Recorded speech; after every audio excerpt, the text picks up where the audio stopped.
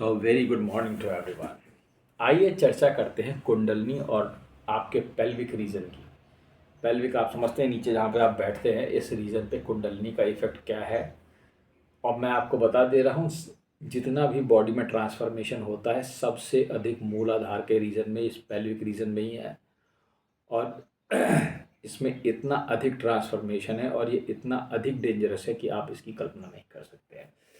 ये आपको पूरी तरीके से अपाहिज बना सकता है अगर इसको आप किसी गुरु के सानिध्य में ना करें, या ये प्रोसेस अपने आप ना हो रही हो आप। इसलिए इसको करने आप कुछ वैसे भी नहीं कर पाएंगे।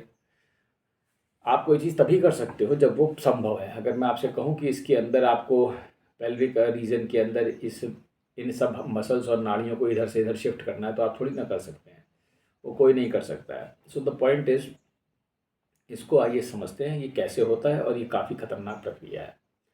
देखिए, ये सारा खेल वायु से होता है, ठीक है, क्योंकि हम जानते हैं कि नाभि के नीचे अपान वायु बहती है। ठीक है, नाभि के नीचे कौन सी वायु है? अपान। जब चेंजेस लाने होते हैं पेल्विक रीजन में, तो अपान वायु पहले कम की जाएगी। इसका मतलब आपके जो मणिपुर में जो जो आपको भी मालूम नहीं होगा, मैं आपको बता देता हूँ। जो आप सुबह पॉटी करते हैं, या जो आप गैस या फार्ट करते हैं, पाते हैं, तो वो जो उसकी टोटल कंट्रोलिंग मणिपुर से होती है। मणिपुर की केवल एक नाड़ी, ठीक है, ये सारी प्रोसेस को, प्रक्रिया को ठीक कर सकती है, वो चलाती है। अगर वो एक नाड़ी ढीली हो जाती है, सिर्फ एक मैं बता रहा हूँ, तो आपको दस्त लग सकते हैं, या आप दिन भर पाद सकते हैं, आपकी अपान वायु कम की जा सकती है। तो जब उनको मालूम है, जो आपकी कुंडलनी अवेकनिंग कर रहे हैं, या जो गुरु है, या कुंडलनी स्वयं जो अपने आप को अवेकनिंग कर रही है, ठीक है, क्योंकि ये कोई कर नहीं सकता, इसलिए मैंने आपको पहले बता दिया है, आपके हाथ में नहीं है ये। ठीक है, द पॉइंट इज, जब नीचे कोई चेंजेस लाने हैं, तो पहले अपान वायु को कम या ज़्यादा किया जा सकता है, डिपेंडिंग ऑन दी सर्कमस्टेंस कि क्या चीज़ करनी है। अगर नाड़ी मणिपुर की एक बार हिला दी जाए, तो ज़्यादा गैस निकल जाएगी आपकी। ठीक है, आप ज़्यादा फाट करोगे तो गैस क्या हो जाएगी, आपके अंदर अपान कम हो गई।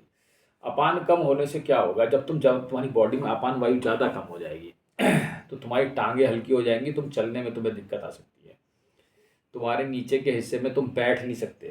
तुम जानते क्या हो वायु, उसका इफेक्ट। तो मान लो तुम बैठ नहीं पाओगे, किसी भी मुलायम चीज़ पे ही तुम्हें बैठना पड़ेगा, तुम किसी सख्त सरफेस पे बैठ नहीं सकते, मैं तुमसे कहता हूँ। जब तुम इसीलिए श्री कृष्ण ने, अब मैं समझ रहा हूँ कि गीता के 12वें वो छठे अध्याय में कहा है, ध्यान योग में, कि एक मुलायम कुश का वो बैठा रखो। क्योंकि द पॉइंट इज, जितने भी योगीज हैं, मैं समझ सकता हूँ, उनके 99% में क्या होता है, जब भी अपान वायु कम की जाती है, और इनकी नाड़ियों का नीचे से पेल्विक रीजन से जब नाड़ियों पर कुंडलनी काम करती है, तो आप किसी भी हार्ड सरफेस पे बैठ ही नहीं सकते। उस समय आप बैठ ही नहीं पाएंगे, जैसे कांच का आप इसको बैठ ही नहीं सकते, बिकॉज ये आपको दर्द नहीं करेगा, लेकिन आप बैठ ही नहीं पाओगे। बस इसको मैं समझा नहीं सकता, क्योंकि जैसे आप बैठोगे आपको लगेगा कि मेरी हड्डी इसके ऊपर पड़ रही है। ये और यह है क्यों? क्योंकि अपान वायु कम कर दी गई है, और मसल्स जो है वो नीचे के में भी, ये मैं मतलब कंफर्म से नहीं कह सकता, कंफर्म से नहीं मतलब गारंटी से नहीं कह सकता हूँ। मुझे ऐसा भी लगता है जैसे कि जो नीचे के जो मसल्स हैं ना, उनको वीक किया जाता है इस प्रोसेस में, मैं जहाँ तक समझ पाया। क्योंकि ये एक अजीबोगरीब किस्म का एक्सपीरियंस है, मैं आपको बता रहा हूँ, और इसको हल्के से नहीं लिया जा सकता। ठीक है, तो जब इस नीचे के रीजन में, आपके पेल्विक रीजन में इतना परिवर्तन लाना है, ठीक है, तो उसके लिए वायु का कंट्रोल होना, मसल्स भी उस पर कंट्रोल होते हैं, क्योंकि वो मसल्स को वीकन करते हैं। ठीक है, मैं आपको एक घटना बताता हूँ। अभी मैं स्कूल में था, मैं अभी की घटना बता रहा हूँ, ये एक बहुत ही अजीब घटना हुई। कि मैं ऐसे, लंच का टाइम था और मैं स्कूल में बैठा था, मेरे एक बच्चे ने मेरी कुर्सी खिसका दी और मैं ज़मीन पे गिर गया। सोचिए, मैं पूरा का पूरा, मेरा मूलाधार जो है वो ज़मीन से लड़ा, और इतनी ज़ोर से लड़ा है कि मैं आपको बता नहीं सकता कोई। ठीक है, लेकिन मैं फिर वही है कि मैं ये भगवान पर हमेशा विश्वास रहा है, तो ना मैंने बच्चे से कुछ कहा ज़्यादा, मैंने कहा कुछ हो गया होगा, कुछ अवेकन नहीं हो रहा होगा। और मैं आपको बता दूं, उस गिरने के 2-3 दिन 4 दिन बाद ही वो नीचे से कई सारे ट्रांसफॉर्मेशन स्टार्ट हो गए, वो अजीब सी। फिर उसके बाद मैं नीचे थोड़े दिन बैठ नहीं पाया, 1-2 दिन। उसके बाद वो धीरे धीरे, अभी ठीक नहीं हुआ है वो, लेकिन उससे क्या हुआ है कि कुछ उसमें जो जो प्रोसेस होती है ये इतना खतरनाक है।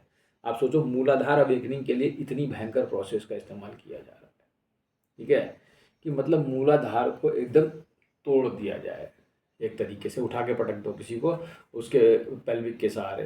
तो तुम सोचो पेल्विक रीजन की कितनी खतरनाक अवस्था है ये, कितना भीषण ट्रांसफॉर्मेशन है इसमें, ठीक है, जो कि शायद ही कोई समझ सकता हो। ये इतना आसान नहीं है, ये काफ़ी जटिल प्रक्रिया है। इसमें मोटे मोटे 3 बिंदु मैं तुम्हें अभी तक बता चुका हूँ। एक, अपान वायु में परिवर्तन से पेल्विक रीजन में परिवर्तन आएगा, ठीक है, वो वायु को कंट्रोल करते हैं। दूसरा, तुम्हें मुलायम सरफेसेस पे बैठना चाहिए, कठोर सरफेसेस पे नहीं बैठना चाहिए। बैठ ही नहीं पाओगे तुम करोगे क्या वहाँ मजबूरी है, वहाँ करवा लिया जाता है, वहाँ आप करना नहीं होता है, ठीक है। तीसरा, कि जब मूलाधार की अवेकनिंग, क्योंकि मूलाधार वहाँ पर रखा हुआ है ना, तो उसको फोड़ के मोड़ के, और बहुत मजबूत चीज़ है, ठीक है, उस हिसाब से उसकी अवेकनिंग की जाती है। अब बाकी के जो इसके ट्रांसफॉर्मेशन है मैं तुम्हें थोड़ा सा बताता हूँ, उस बारे में ध्यान से सुनना। जब तुम्हारी अपान वायु बहुत कम करी, मतलब कम है इस समय, ठीक है, तो तुम जब कभी चल रहे होगे या उठ रहे होगे या लेटे होगे तो तुम्हें झटके लगेंगे इसमें, ठीक है, नीचे वाले रीजन में उसमें झटके लगेंगे। उस झटके से क्या होगा ना, तुम्हें 1-2 दिन परेशानी हो सकती है, काफ़ी चलने में उठने में दर्द हो सकता है, ठीक है। ये क्या है, ये मतलब इसको मुझे भी नहीं मालूम ये क्या चीज़ है, लेकिन ये चीज़ मेरे साथ 20 सालों से हो रही है कि धीरे धीरे करके, ठीक है, वो क्या करते हैं, इसमें एक झटका लाते हैं। उस झटके के बाद तुम किसी और चीज़ को, मतलब हड्डियों में कुछ ऐसा करते हैं, फिर तुम्हें चलने में टेढ़ापन या कुछ ऐसा महसूस हो सकता है, कुछ दिन फिर ठीक हो जाएगा, फिर वो उसको। कारण ये है कि इसमें कोई एक ऐसी चीज़ या चेंज होता है जो कि हम नहीं समझ सकते हैं, लेकिन इसमें कोई एक बहुत बड़ा मेजर चेंज होता है जो कि धीरे धीरे किया जाता है। क्योंकि उसे अगर आदमी पे एकदम से कर देंगे तो उसके पैर बेकार हो सकते हैं, वो नीचे बैठ नहीं पाएगा या वो फिर लेटा रहेगा। इसलिए उस प्रोसेस को एक सिस्टमैटिक ढंग से कुछ समय के अंतराल में वहाँ से या तो एनर्जी रिलीज़ होती है वहाँ से एक चीज़, या वहाँ पे ट्रांसफॉर्मेशन होता है, क्योंकि वहाँ पे कुछ चीज़ होगी जो कि अटकी होगी या कुछ होगा, जो भी कुछ होगा, और उसको वहाँ से आगे बढ़ाया जाता है, ठीक है। तो ये जो चीज़ें हैं, अपान वायु से इसको कंट्रोल करना, मुलायम सरफेस से बैठना, या मसल्स का वीकन होना, या ये जो समय समय पे 3-3 6-6 महीने में जो झटके लगते रहते हैं इसमें, ठीक है, ऑटोमेटिक कभी उठने में बैठने में अपान वायु को कम करके या किसी भी तरीके से, ये सब पेल्विक रीजन में परिवर्तन होते हैं, या जो मूलाधार है उस पर किसी चीज़ का हैवी लोड का कुछ मतलब कुछ होना, उस पर कोई प्रहार होना किसी किसी की चीज़ के माध्यम से, ठीक है, इसकी संभावना आपको मिल सकती है। तो इस तरीके से जब आपके पास ये वाला जब होता है कि अपान वायु कम करके आपको जब कभी पहले के बार बार झटका सा महसूस हो, तो थोड़ा सा आप रिलैक्स करिए, लेट जाइए, कुछ 1-2 दिन हल्का सा, कोई क्रीम मत लगाइए, पेन किलर भी मत खाइए, कुछ मत खाइए आप, वो अपने आप ही 1-2 दिन में हीलिंग, अगर वो एक नॉर्मल चीज़ है, मैं फिर बता रहा हूँ, मतलब अगर वो योगी है, वो किसी ऐसे आदमी की बॉडी में हो रहा है जो अवेकनिंग की प्रोसेस में चल रहा है, वो उसके लिए है। वैसे कोई दर्द हो रहा है तो डॉक्टर के पास जाइए, ठीक है। चलिए, थैंक यू।